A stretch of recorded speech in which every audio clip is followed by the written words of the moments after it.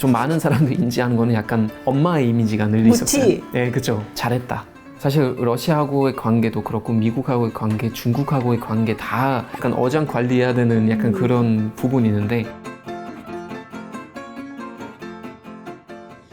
안녕하세요 여러분, 김지윤입니다. 얼마 전에 독일에서 총선이 있었죠. 16년 동안의 메르켈 총리의 시대가 끝나고 새로운 시대가 시작이 됐습니다. 그래서 오늘 독일 이야기를 해보려고 하는데요. 아주 특별한 손님을 모셨습니다. 다니엘 린데만 씨와 함께합니다. 어서 오세요. 안녕하세요. 우리가 긴장했어요. 이렇게 유명하신 셀럽이 온다 그래갖고 무슨 말씀이세요? 제작진이 전부 긴장해서 기다리고 있었어요. 아유, 감사합니다. 요새 바쁘시죠? 네, 뭐 적당히 바쁜 것 같아요. 적당히. 네네, 적당히. 이 독일 얘기가 많이 나와서 질문 많이 받지 않아요? 저도 사실 조금 서운했었어요. 왜요? 독일 이제 이런 중요한 그런 일이 있는데 아무도 물어보지 않더라고요. 아무도 독일 뭐 요즘 어떤지 박사님 올해 처음으로 정말요? 네, 저를 섭외해서 이렇게 그 주제 들어서 얘기하자고 하니까 굉장히 반가웠었어요. 드디어 올 것 같다. 거의 한국인으로 보는구나 이제. 그런가 봐요. 아무도 물어보지 않더라고요. 독일은 분위기가 어떻대요? 그러게요. 저도 궁금해요. 지금 못 간 지 좀 오래돼가지고 지금 잘 모르는데 이제 뉴스로 저도 계속 그냥 같이 이제 보고 있는데 매우 다들 긴장하고 있고 이제 연립해야 되나 그러니까 연립이라고 하나? 이제 그 연립내각 해야 되니까 좀 이런저런 이야기를 지금 이제 오가고 있고 좀 당대표들이 서로 만나고 뭐 아무튼 우리가 지금 다 지켜보고 있는 상황이에요. 지금 이제 보니까 368석이 과반이라고 그러더라고요. 네. 그리고 이제 총선 끝나고 보니까 SPD라고 하죠. 네네. 네, 3인당 우리는 3인당이라고 하는데 이 3인당이 206석을 얻었고 네. CDU하고 네. CSU라고 CSU, 하죠. 네. 이게 시스터 파티라고 이렇게 결국엔 네, 같은데 이름만 좀 다른 네. 거기가 이제 196석을 얻었고 이번에 녹색당이 굉장히 잘했더라고요. 맞아요. 네. 네. 근데 지금 과반을 차지한 정당이 안 나온 거잖아요. 네, 맞아요. 그래서 연립내각을 만들어야 된다. 맞습니다. 네. 이 많은 사람들이 독일의 선거 제도를 다 머리 아파해요. 저도 사실 그래요. 독일 사람들은 저도 잘 사실 알아요, 그런데, 근데? 네네. 저희도 잘 몰라요. 저희도 잘 모르고, 그러니까 대한민국과 다르게 저희가 이제 어떤 대선이 따로는 없죠. 그러니까 직선제 아니고 그 제일 많은 자리를 얻은 당이 보통 당 대표가 이제 총리되는 약간 그런 제도이긴 한데, 근데 꼭 무조건 그런 것도 아니에요. 이제 SPD가 그러니까 3인당 제일 많은 이제 투표율을 얻었지만 그렇다고 해서 지금 무조건 거기서 총리가 나오는 것도 아닐 수도 있고 그래서 진짜요? 네, 약간 왔다 갔다 하는 상황이라서 이제 보통 그런 연립내각 얘기할 때는 늘 나오는 색깔들이 좀 있어요. 맞아요. 그래서 보통 이제 암펠 코알리цион이라고 해서 신호등 연립내각이라고 하는 거죠. 그러니까 빨강, 초록, 노랑? 노란색, 그렇죠. 그러니까 3인당, 자민당, 녹색당 그거 하나의 연립내각 가능성이 있거나 아니면 자메이카 까만색, 초록색, 노란색. 그러니까 기민당, 녹색당, 그리고 자민당. 이런 식으로 지금 제일 많은 확률이 있는데 그것 때문에 지금 각자 대표들이 만나서 얘기도 하고 그 얘기들 어떻게 오가는지 보고 언론에서 좀 확률을 이제 좀 예상하려고 하는 거죠. 근데 뭐 아무랑 할 수는 없는 거니까 색깔도 비슷해야 될 것 같고 그런데 그렇죠. 어떤 정당들이 있고 그 정당들은 이념 성향은 어떤지 좀 말해줄 수 있어요? 네, 좀 간단하게 설명해 드릴 수 있는데, 그러니까 저희가 늘 함께 해왔던 정당들이고 늘 이제 계속 언론에서도 등장하는 대표 정당들은 일단 CDU. 그러니까 우리가 하는 거는 뭐 CDU, CSU 같이 해가지고 연합으로 그러니까 Christlich Demokratische Union이죠. 그러니까 기민당이에요. 기독교 민주당. 근데 여기서 기독교 했을 때는 한국에서는 이제 개신교 보통 인식하는데 CDU, CSU는 좀 더 이제 천주교랑 좀 더 가까운 거죠. 그래요? 네. 그 3인당 같은 경우는 사회민주당, 소циalpolitische 아니다. 한국어로는 알면서 독일어를 못해. 그 당이 이제 이번에 제일 많은 표를 얻었고요. 그 다음에 녹색당, 자민당, 그리고 이제 바로 독일을 위한 대안. 이 Alternative für Deutschland이라는 정당인데 이제 생긴 지 그렇게 오래되진 않았고 저희가 굉장히 많이 걱정했었죠. 왜냐하면은 그 당은 정말 완전 극우에 속하는데 그 당 내에서도 정말 극우 성향, 거의 나치 가까이 되는 그런 것도 있고 조금 더 약간 완화된 버전 같은 당 안에 있어서 내부적으로 되게 갈등들이 많아요. 그래서 저희는 사실 그게 하나의 운이라고 생각해요. 내부적으로 너무 갈등들이 많아서 체계적으로 활동을 못해요. 그리고 이번에는 저희가 되게 많이 안심했던 게 아무도 그 당이랑 연립을 세우고 싶지 않아요. 그래서 이제 동독 지역에서 삭센주하고 튜링겐주에서 그 독일을 위한 대안은 굉장히 많은 표를 얻었지만 남은 지역에서는 거의 표를 많이 못 얻어가지고 생각보다 별로 위험성이 이제 없어 보이는 거예요. 근데 저희는 그 난민 사태, 그러니까 2015년 그 난민 사태 이후로는 그 독일을 위한 대안이 되게 많은 표를 얻었고 좀 걱정 많이 했었는데 다행히도 위협성이 지금 있는 건 아닌 것 같아요. 2017년인가 선거했을 때 그때 굉장히 좀 선풍적인 인기를 끌어갖고 맞습니다. 사람들이 걱정을 했었던 기억이 나는데, 왜냐면은 제 되게 친했던 그 대학원 친구 중에 한 명이 독일하고 오스트리아를 비교하는 연구를 했어요. 근데 오스트리아에서는 그 당시만 해도 벌써 20년 전인데 그 당시만 해도 벌써 극우 정당이 있는데 독일은 안 나타난다는 거예요. 근데 독일이 아무래도 홀로코스트의 기억이 있기 때문에 그것 때문에 생길 것 같다라는 싹이 보이면은 시민들이 먼저 싹을 잘라버린다라는 게 이제 요새 들어서 아, 그게 틀렸구나. 그러니까 아무래도 저희가 굉장히 많은 난민들 받아들였고 그 난민들은 보통 동쪽으로 많이 갔거든요. 그러니까 그쪽에서 숙소 세웠던 이유가 사실 통일 이후로 많은 사람들이 서쪽으로 가고 동네도 비어 있고 그렇기 때문에 거기서 숙소를 만들어서 사실 좀 지역 좀 경제 활성화 위해서 좀 하려고 했던 부분도 있거든요.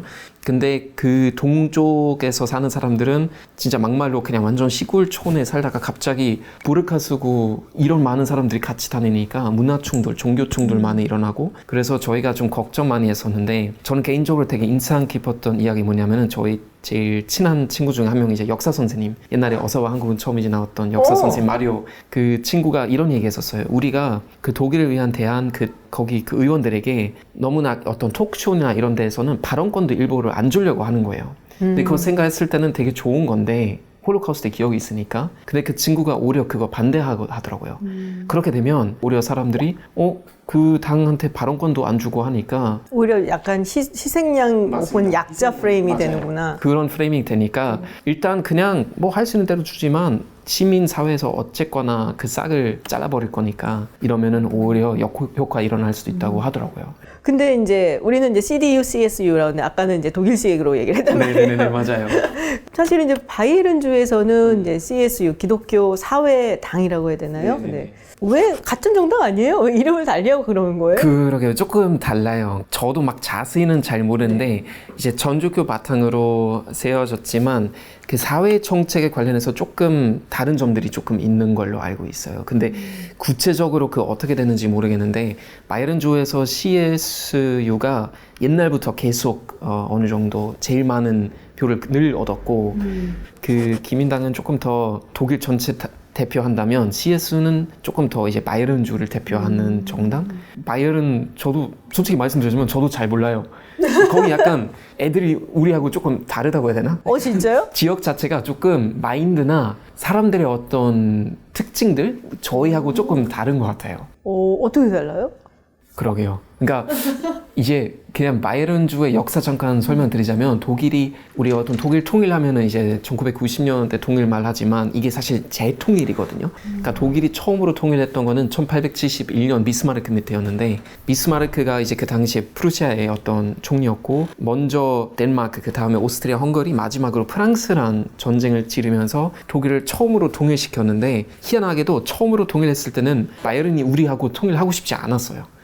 그래서 마지막 전쟁에서 오히려 프랑스랑 손잡고 우리하고 싸우다가 결국 그래도 독일이 이겼으니까 이제 독일이 통일되고 그래서 그 지역의 어떤 특색들이 조금 다르고 그래서 어쩌면 약간 CSU가 조금 더 바이에른 대표하는 하나의 정당으로 발달하지 않았을까 그런 생각이 그럼 들어요. 바이에른 사람들은 내가 독일인이다 라기보다 나는 바이에른 사람이다 이게 더 강할까요? 어쩌면 그럴 수도 있어요. 네, 사람마다 다르긴 하지만 사실 그쪽은 뭐 최근에 조금 달라지는 했지만 스페인으로 따지면 카탈루냐 같은 그런 느낌이 있어서 늘 조금 약간 독립 정신도 조금 있었고 조금 제일 경제적으로도 교육적으로도 제일 센 지역이기 때문에 거기서 나오는 약간 자부심? 약간 그런 것도 있었던 것 같아요. 사실 우리가 독일 하면 늘 맥주, 소세지, 그 다음에 맥주 축제 했을 때는 옥토버 페스트 얘기하는 거잖아요. 그거 다 사실 다 바이에른, 바바리아 지역의 이제 특징들이잖아요. 독일 전통 옷이라고 했을 땐 사람들은 뭐 이럴 때는 남자 봤을 땐 약간 그 사냥군 복장? 모자 이런 거 쓰고. 그쵸, 모자 쓰고 체크 무늬. 여자는 앞치마 같은 거 입고 하잖아요. 그런 복장들은 바이에른 주의 전통 옷이에요. 그래서 저희하고 조금 달라요. 저는 독일에 두 군데 가봤거든요. 네. 그 베를린하고 미넨하고. 네네. 근데 너무 달라서 분위기가 완전히 다르더라고요. 그래서 네. 물론 이제 유럽을 여행을 하다 보면은 같은 국가인데도 지역에 따라서 되게 다르다라고 느끼는 경우는 아주 많아요. 뭐 이태리 맞아요. 정말 대표적인 케이스고 네. 독일도 그래서 사실 좀 놀랐었어요. 왜 그런지 독일은 그냥 하나의 독일 같거든. 근데 너무 달라서 너무 달라요. 네. 진짜 달라요. 그 다른 지역으로 가면 조금 다른 나라 여행하는 느낌도 있어요. 음식들 좀 사람들도 다른. 약간 다른 것 같아. 그러니까 저도 솔직히 그 한국에서 옛날에 그 슈네발렌이라고 네. 그 둥그런 과자가 유명했었잖아요. 저 한국 와서 처음 봤어요. 아 진짜요? 네. 그 로텐부르크라는 도시의 대표 과자인 걸로 알고 있는데 여기 H백화점 가서 처음 봤어요. 아 진짜? 네. 그래서 다들 독일 과자인데 옛날부터 많이 먹겠네. 뭐야 이게. 저도 사실 뮌헨은 2015년 내 친구 집은 어딘가 그 촬영 때문에 네. 처음 가봤어요. 뮌헨이 이런 곳이구나. 되게 신기하다. 우리가 제가 더 관광객이었어요. 촬영 감독들 중에 뮌헨 막 몇 번 더 갔다 온 사람들도 있었고 그래서 저한테도 되게 신기했었고 베를린도 3번인가 4번밖에 못 가봤어요. 근데 약간 확실히 동네 분위기 달라요. 약간 그런 느낌이 있어요. 베를린은 다른 유럽 국가들의 수도들하고 너무나 다른 느낌이에요. 안 예뻐요. 우리가 보통 얘기하는 거는 가난하지만 섹시한 도시. 근데 안 예뻐요. 못생겼어요. 근데 너무나 중요한 도시예요. 그리고 뮌헨은 좀 부자 동네. 건축도 예쁘고 잘 사는 사람들이 많고 비싼 집도 많고 그래서 제가 서울하고 만약에 비교한다면 제가 볼 때는 뮌헨이 약간 청담동? 청담동? 네, 약간 그런 느낌이고 베를린은 홍대, 약간 홍대나 뭐 연희동 약간 이런 느낌이라고 해야 되나? 좀 힙하면서 맞아요. 뭐 돈이 되게 많고 막 그쵸. 이렇게 있어 보이진 않지만 네네네. 굉장히 막 앞서 나가는 듯한 맞아요. 엣지 있고 그쵸. 정치 얘기하다가 갑자기 동네 얘기로 갔어. 근데 그러니까요. 근데 메르켈 총리가 16년을 했어요. 네. 그리고 이제 물러났는데 아직은 안 물러났습니다. 그래서 16년 동안 이제 총리를 하고 물러나게 됐는데 독일 사람들의 이 메르켈 총리에 대한 생각은 어떨까요? 인기 많다고 들었어요. 네, 계속 왔다 갔다 했는데 사실 제일 큰 위기가 아마 난민 그 사태 벌어졌을 때 제일 큰 위기 얻었었고 그때는 설문들 봤을 때는 그 지지율이 제일 떨어졌을 때였는데 그래도 기본적으로 우리가 메르켈 이제 정권을 잡았던 그 16년 동안 봤을 때는 잘했다. 라고 생각하는 것 같아요. 금융 위기도 있었고 그리스의 사태도 있었고 맞아요. 그쵸 난민 사태 있었고 코로나 있었고 여러 가지 문제들이 있었는데 메르켈이 정말 굉장히 잘 나라를 이끌어가고 이후에서도 정말 중요한 역할을 했었고 그런 큰 위기들을 그래도 비교적으로 정말 잘 극복했던 그런 좀 많은 사람들이 인지하는 거는 약간 엄마의 이미지가 늘 있었어요. 무티. 네, 그렇죠. 무티의 개념이 늘 있었고 검소한 무티의 개념. 그래서 그냥 일반 마트 가서 장 보기도 하고 맞아요. 복장도 막 엄청 화려하거나 뭐 그렇지 않았고 원래도 뭐 과학자이니까 이제 물리학 박사님이시잖아요. 그냥 늘 약간 좀 분석하는 이런 모습도 있는 반면에 또 되게 의외의 모습들도 있었어요. 그러니까 2014년 독일이 월드컵 우승했을 때 와, 막 파티하고 막 사실 독일이 유럽의 병자라고 그랬었거든요. 예, 워낙 이제 통일하고 난 다음에 경제적으로 좀 많이 안 좋아져서 이걸 뭐 버텨낼 수 있겠냐 독일이. 그래서 유럽의 병자다. 그랬는데 그거를 이제 딛고 일어서게 했고 그리고 누가 뭐래도 지금 사실 유럽을 이끌고 가는 게 특히 유럽 연합 같은 경우는 이제 독일이라고 보니까 프랑스가 호시탐탐 노리고는 있는데 어쨌든 메르켈 총리가 있을 때는 압도적으로 메르켈 총리가 이제 끌고 가는 것처럼 보였거든요. 이제 떠나고 난 다음에는 이제 어떻게 되려는지는 뭐 좀 잘 모르기는 하는데 어떻게 보세요? 그러게요. 이제 한번 봐야 될 것 같아요. 이제 다음 총리는 제가 볼 때는 일단 남자가 될 것 같고요. 숄츠 이제 아마 그 확률이 제일 높은 것 같고 제가 볼 때는 어느 정도 이제 어떤 연립 내각이 이루어지고 뭐 계속 독일은 이제 계속 좀 모든 과정들이 좀 오래 걸려요. 그래서 잘못된 결정들 나오는 경우도 있지만 제가 볼 때는 그건 방지하는 제도들이 좀 있고 엄청 큰 변화들이 아마 있지 않을 것 같아요. 근데 좀 이제 두고 봐야 할 것은 미국과의 관계 앞으로 어떻게 할 건지 그런 면에서는 사실 프랑스하고 조금 차이들이 있어요. 그러니까 독일하고 프랑스의 어떤 관계가 제가 볼 때는 마크론하고 메르켈 밑에서 더 끈끈해지고 그 파트너십이 더 이뤄졌는데 저희가 이제 2019년에 아흔 조약이라고 해서 더 그 관계를 더 체계화시켰거든요. 좀 같이 동의하는 주제들이 있어요. 예를 들면 기후위기. 근데 조금 차이 있는 거는 예를 들면 안보예요. 프랑스는 이제 유럽 내부적으로 좀 더 우리가 이제 좀 든든해져야 된다는 개념이 있는데 독일은 조금 더 이제 Transatlantic Partnership 즉 미국하고의 관계를 조금 더 그런 것 조금 지켜봐야 될 것 같아요. 트럼프 대통령에 비해서 당연히 바이든 대통령 들어오면서 조금 더 다시 그 관계가 좋아질 것 같긴 하지만 그것도 어느 정도 의문이 있더라고요.